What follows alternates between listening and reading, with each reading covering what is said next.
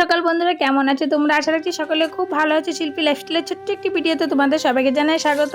সমস্ত আশেপাশে কাজ করে চা খেয়ে তাড়াতাড়ি করে চলে আসলাম রান্নাঘরে এসে আগে ভাত আর আলু সিদ্ধ দিয়ে নিলাম, কারণ ছেলে মেয়ে খেয়ে স্কুলে যাবে, তার কারণে আর টক ডাল করলাম আর শুকনো লঙ্কা পেঁয়াজ ভেজে ভালো করে আলুটা মাখা করলে আমার ছেলে মেয়েকে ডাল দিয়ে আলু মাখা দিলে একটু বেশি ওরা তৃপ্তি করে খেতে পারে।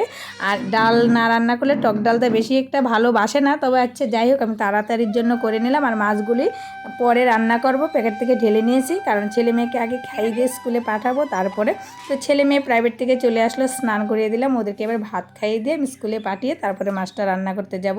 তো দেখো বন্ধুরা, আমি চলে আসলাম রান্নাঘরে মাছ কাটতে, কারণ একা হাতে সব কিছু তো আমার একাই করতে হয়, তার কারণে। আর পাতা দিয়ে রান্না করলে বন্ধুরা জানো সব কিছু গুছিয়ে নিতে, তো আমার সময়ের অভাবে আমি করতে পারিনি।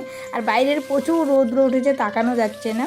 আর আমি মাছগুলি দেখে আমার খুব পছন্দ হচ্ছে, ডেলি 4-5টা রান্না হয় কিন্তু।